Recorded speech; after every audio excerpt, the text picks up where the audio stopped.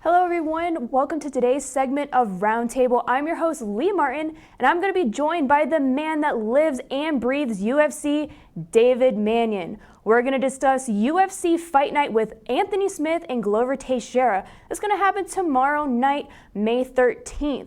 But before we get into any UFC talk, I just want to say go ahead and give us a like, hit that bell button, and subscribe to our channel. That way you don't miss any new or upcoming events. So, how are you doing today, Dave?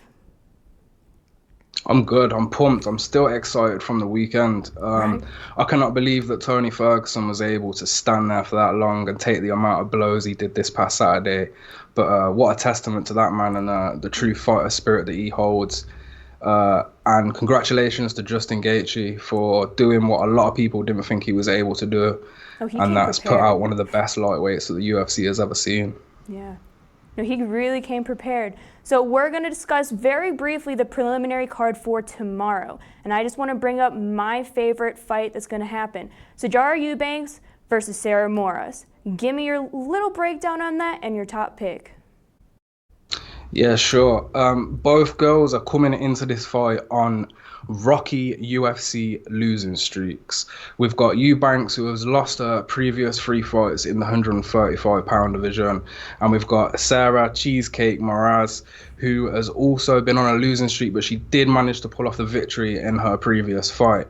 Now the actual matchup itself, in my opinion, Sijara Eubanks is the better fighter in this fight. Definitely. But when it comes to the bookmakers line, there's no way on earth that they can price this girl at the current price that she's sat at, which I believe is around minus 300 to 350, depending on which bookmaker you go to. BetOnline has her at minus 370.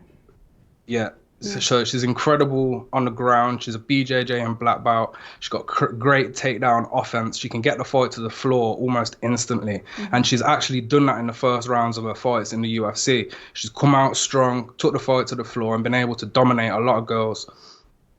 She also has a strong top game. So these girls attempting to get up, it's tough for them. It's tough for them, and they're fighting off the submissions at the same time.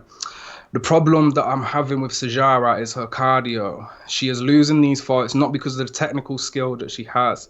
It's because of her cardio. She comes in, it's like she has five minutes in her, and she declines from that second round onwards and tends to lose the fight.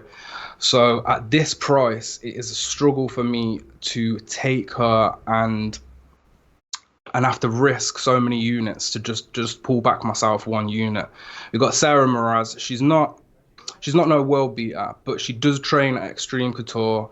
Their gym had success at the weekend with Francis Ngannou and Justin Gaethje. She's a great all-rounder. She's not too bad in the BJJ department herself. She's a purple belt in Brazilian Jiu-Jitsu. And to be honest, when you look back at her record, she has fought some of the best in the UFC. And she doesn't have a great amount of experience in terms of longevity and how many fights she's had, but she's certainly fought tougher competition than Sijara Eubanks. So I do think Sijara should be the favourite, but I would price at probably around minus 140, minus 150.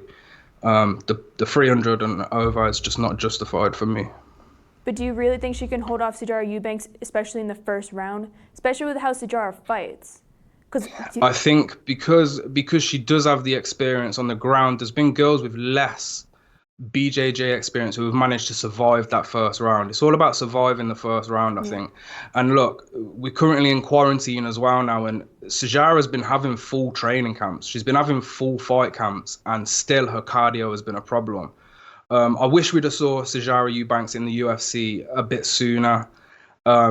I feel now age 35 might not be the prime of her career. She can certainly fend off these girls like Moraz and stuff. It's just I feel like she has to get it done quick because of her cardio. You have a good point there. Well, I guess we'll see what happens. I'm hoping for Sijara to own that octagon, but I guess, again, we'll see what happens. Now we're going to move on. For the rest of the preliminary card, do you have your favorite top pick for that card? Because we have Hunter Azure versus Brian Kelleher and Michael Johnson, Thiago Moises. Do you have a top pick for the preliminary card? Yeah, I'd probably say. Do you know what? I like the dogs. The first two fights, it's Sherman versus Ike Villanueva. Mm. We've got an ex UFC guy in Chase Sherman, and we've got a guy in Ike Villanueva. These guys, if people remember, when the UFC were putting on this event, because of the pandemic and what was going on, they were struggling for fights. So they sent emails out to all management saying that we'll take fighters even if they're not signed with us. And that's the case right here in the first fight of the night. They're not UFC caliber. Chase Sherman once was. He went on a 3-fight losing streak, and that declined. So now we have Ike, who opened as a favorite. People soon adjusted that line, and now Chase Sherman's sitting at a -150. Mm-hmm. That's a line that has been moved by the public. So there's a good chance that I'll be putting half a unit on Ike Villanueva just as a strict handicapper's play. Not so much to do with the talent and the fight itself, but the lines switching over that quick like that doesn't make sense. And I never trust lines that are dictated by the public either. But my favourite fight on the entire preliminary card is probably going to be Gabriel Benitez versus Omar Moraes.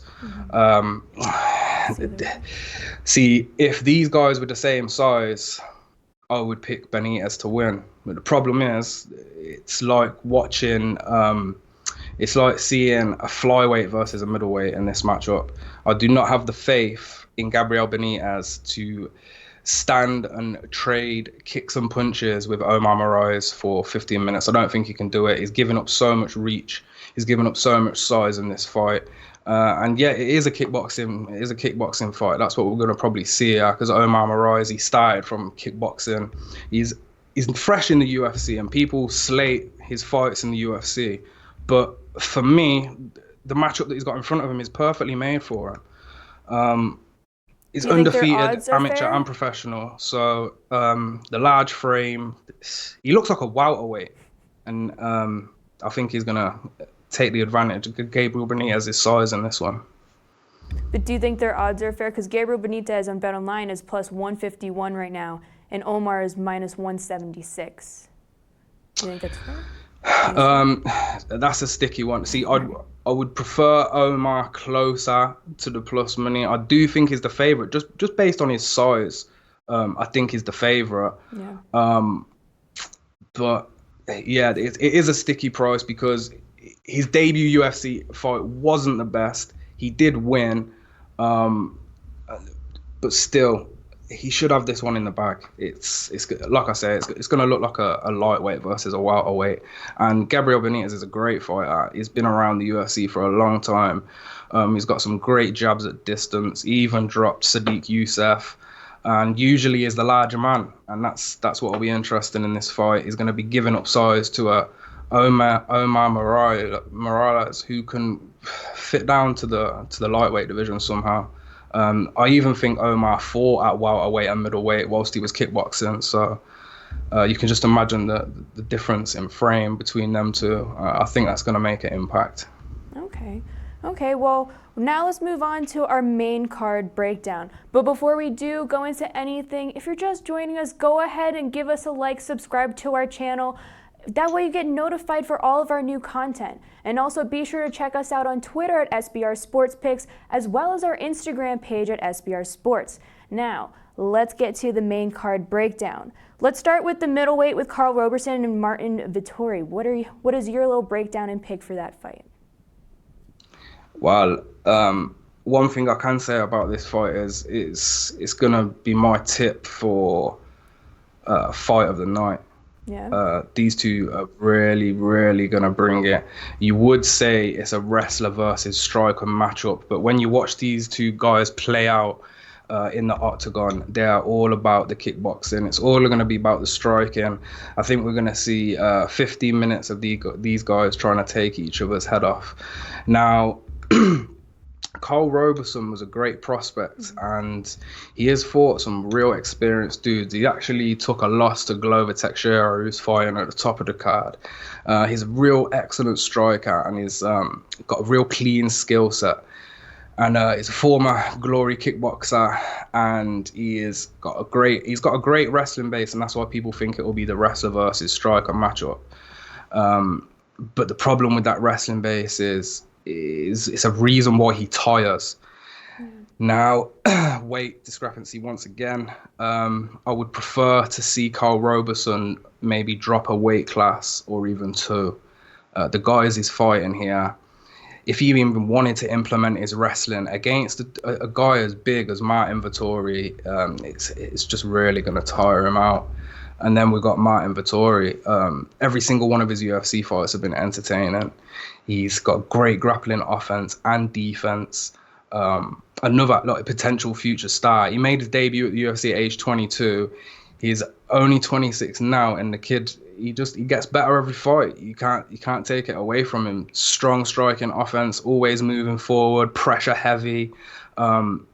It's grappling as well. He fought Cesar Ferreira and wrestling champion Sanchez. Ferreira's a black belt, and they couldn't even hang with him in the grappling. So it's surprising to see a guy in Vettori who doesn't really come from a background of collegiate wrestling or jiu-jitsu as a child or anything like that, but is hanging around with these guys. And he even hung around with a black belt in his debut as well, actually. I forgot about that. A guy we don't know too much called Uda, but he's a world-class grappler. And they just couldn't deal with Vettori whatsoever. So I lean Vettori in this one, but it is a hard fight to pick. It is. What I like to see from Vettori is when guys are throwing kicks at him and he catches these kicks and he puts them on their backside straight away, because he's got a good top game as well. So I think if the fight goes to the floor, Vettori is going to have the advantage. He's going to have the size advantage. He's got great fight IQ. The kid adapts whilst he's fighting. And I just think it's going to be an all-round awesome fight, and it's my tip for fight of the night. In terms of a pick, I'd have to lean with Martin Vettori on this one. I would agree with you for that one. All right, so let's head on over to our bantamweight. We have Ricky Simon versus Ray Borg. Breakdown and pick for that fight. I tell you, some of these fights are real tough. This is similar to the fight I've just broke down. Both guys are great in their own right. You got Ray Borg, great grappling offense. Some beautiful double underhooks, some of the best in the biz. He gets guys up and he performs these great like wrestling power slams. He's a fast guy, he's confident, another guy that likes to move forward and keep the pressure on. And he's looked really good in his last two outings. He had a layoff in the UFC where he had to deal with some stuff with his son and injuries, and he was out for quite a bit. And when he made his return, he stepped up from the 125 division to the 135-pound division, and he beat the seventh ranked guy, Rogerio Bontorin. Now, when he came back after the layoff, he did lose to Casey Kenny, but it was a real close fight. And to be honest, I'm surprised that it wasn't a split decision. And to be fair, the judges could have threw that fight to either guy, in my opinion. It was a very close fight. So realistically, you could say Borg hasn't really been beaten. He may have lost on the scores cards, but no one's actually beat him since his return and his move up in weight class. The problem he's going to have against Ricky Simone is his takedown defense. As good as he is at taking people down, he is susceptible to getting taken down himself. But he is good at scrambling. He is good at his transitions. It's all down to whether Ricky Simone's heavy top game on the ground can actually keep him there. I mean, Ray Borg has beat some of the division's best. He's fought some of the division's best.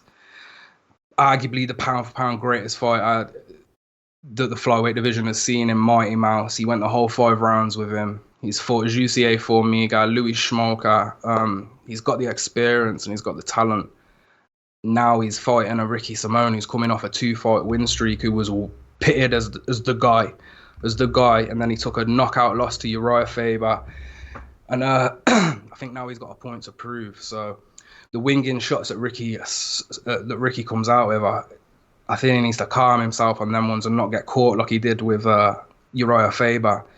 But the kid has got great wrestling, the power striking. He reminds me of John Lineker, where he can just drop a guy at any point of the fight.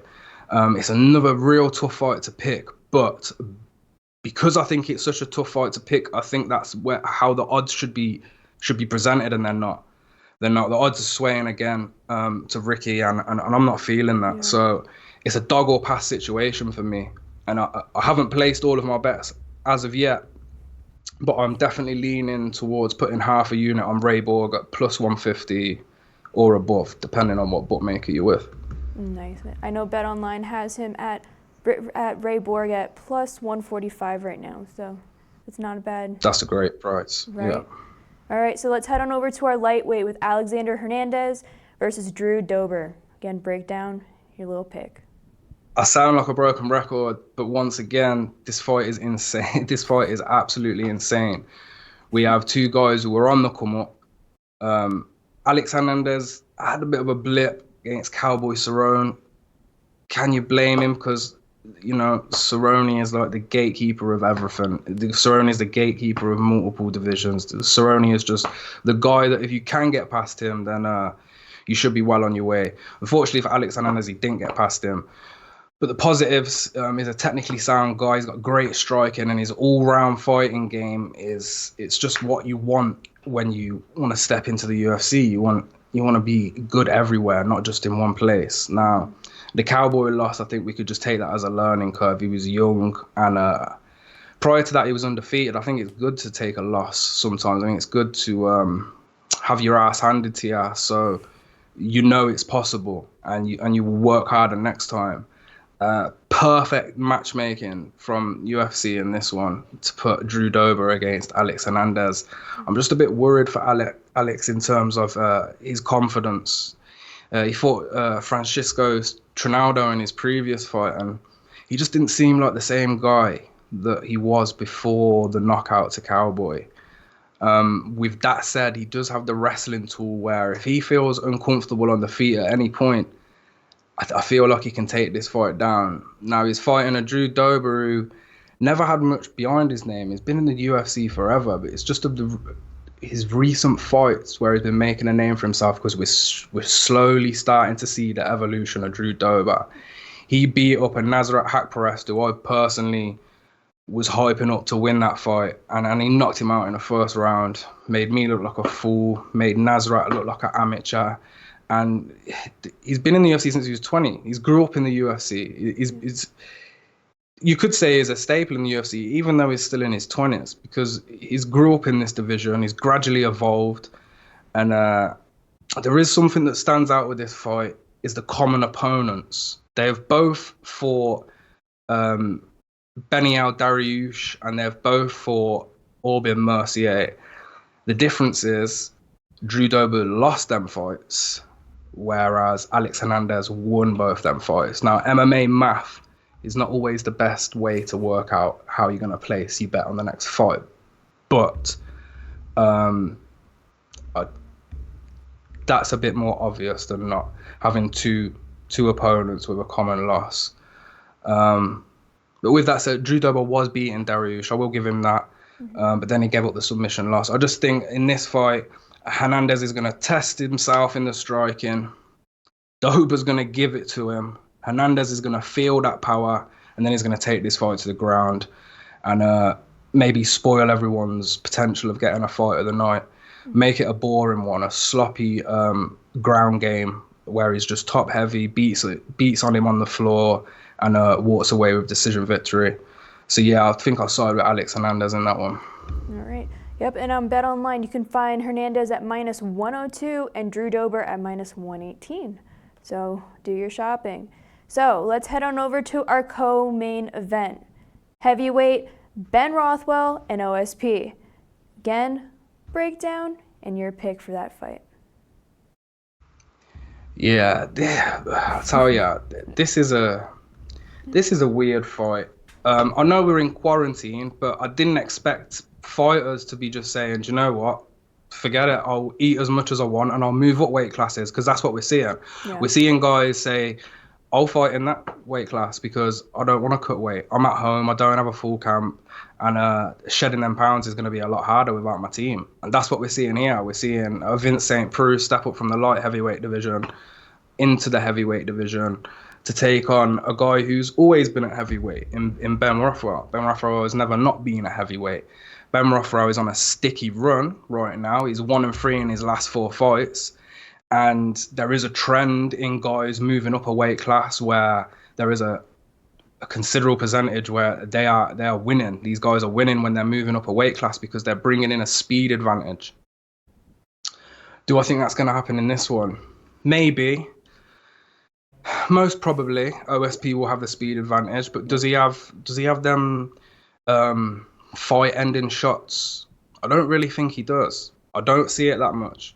I watched around 50 fights yesterday, and one of the two fighters whose fight tape I didn't watch as much as these two, because I didn't really need to. I know what OSP is about. We should rename the Von Flue choke to the Von Prue choke, because that's what this guy does. He loves to lock in a submission, a obscure submission like a Von Flue choke, and tap his opponents. It's very rare we're going to see a knockout win from OSP. It just doesn't happen. In fact, other than Corey Anderson, I don't think he has a knockout win of any recent in recent times. I don't think he's got a knockout win anyway, other than Corey Anderson. And now he's stepping up into the heavyweight division. Can he throw around heavy? Can he throw around a 250-pounder like he has been able to in the light heavyweight division? I don't think he can. And I think OSP's path to victory for this fight is to sub Big Ben. And I'm not sure he can do it. And at this current price, I don't see any reason to be putting a Vince SaintPreux as the favourite, other than Rothwell's, sticky previous 4 fights that he's had. He's a legit heavyweight, and it's easy to maybe come up from lightweight to welterweight or middleweight, even middleweight to light heavyweight. But heavyweight is where the big boys lie, and they don't go down easy. You're not going to be able to toss Big Ben around like you have done previous opponents. I don't want to say I'm going to bet this fight, but I think I'd have to lean Big Ben Rothwell at this point. So you don't think the odds on OSP are fair, or not fair, but aren't correct? Because he's currently at -135 and Ben Rothwell is +115 at BetOnline. Do you think that's? I mean, if you're a fan of OSP and you think he's going to win this fight, that line is not horrible. It could be worse. Yeah. I'd prefer it to be closer to a pick-em. I think the fight is a pick-em. I don't think either fighter has really a huge edge in this. So yeah, I mean, like I say, if you think OSP is the guy, that price is not terrible. But in my humble opinion, it's a pick-em, and I always take the dog with a pick-em. So. All right. So now for the main event, light heavyweight Anthony Smith versus Glover Teixeira. I definitely want to hear what you have to say about this, so go ahead with your breakdown and your pick for this fight. I have Glover Teixeira. I've got a soft place in my heart for Glover. He sent me a birthday message last year, personal video, so it pains me to stand here and talk bad about him, but we have to be honest. He's 40 years old. He's had a lot of fights. He's fighting the guy who just went 5 rounds with John Jones. He may not have beat him, but he certainly put on a show. And Anthony Smith is one of the fastest evolving fighters that the light heavyweight division has. He's a formal title challenger, and he is evolved into a true top 5 light heavyweight. There's no denying that. It's going to be hard to get Anthony Smith out. Not many guys are going to be able to put Anthony Smith out. So Glover Teixeira's path to victory is going to have to be his grappling. There's only one path for him, and that is his grappling. He used to be a prize boxer, okay? I'm pretty sure he's a former Golden Gloves boxer, but the older he got, I think he realized that himself. We take a look at his most recent fights. Glover has not wanted to exchange with these guys. In fact, his past 3 fights have been against guys who are near to 10 years younger than him. So him attempting to strike with these guys, I think he knows he's a smart fighter. He knows that he's not gonna come out of them, especially the way he likes to put himself in the pocket, and the way he used to put himself in the pocket and put himself in danger, because he was younger. He had the speed to keep up with these guys, and he also had more confidence in his chin surviving, whereas that's going to start to fade now at the age of 40. So what does Glover have without his boxing? He has his heavy grappling, which is evidently some of the best. Just go look at his previous 3 fights. He's taking these kids to the floor, and he's squeezing some limbs, and he's making them tap and putting them out. He's going to need this fight to be on the ground to find any success. The problem is he's fighting a guy in Anthony Smith who is so long and rangy that it might be easy to grab a limb, but it's going to be easier for Anthony Smith to get out and scramble back to his feet. Anthony Smith has an underrated BJJ game himself, and that might be what will dictate this fight, in my opinion. Anthony Smith's ability to get back to the feet, because once he gets back to the feet, I don't think Glover has a shot. Anthony Smith's footwork and the way his striking has evolved is pretty impressive. And for Glover to strike with him, he's not going to be able to stand at range. He's going to have to get on the inside and fight dirty. As soon as he does that, he's going to get himself knocked out. So, like I said, it pains me to say, but I have to lean with Anthony Smith. Do I like the price? No, I don't. I really don't like the price. We're getting close to -200 now on Anthony Smith, which I think Glover's been the underdog a couple of times in these recent fights, and it's the old dog, man. He will bite you. So be very careful if you are betting this fight. Personally, I'm not actually betting this fight at all. I'm staying away. But I do lean Anthony Smith to outstrike Glover and probably finish him, because it's 25 minutes, and that's a long time to be taking some Anthony Smith jabs and elbows. Yep. All right, well, at Bet Online, I'm looking right now, Glover Teixeira is +158 and Anthony Smith is -183. So, again, go out and do your shopping. So, honestly, that I might go with Glover Teixeira. But again, you brought up a good point about Anthony Smith being a wonderful striker and being able to get out. So I guess we'll see how tomorrow night goes. All right. Well, thank you so much for your time, Dave.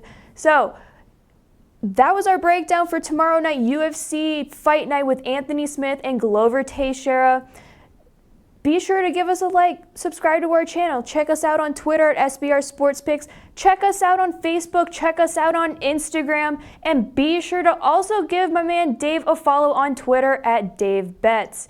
So thank you guys for tuning in today. Until next time.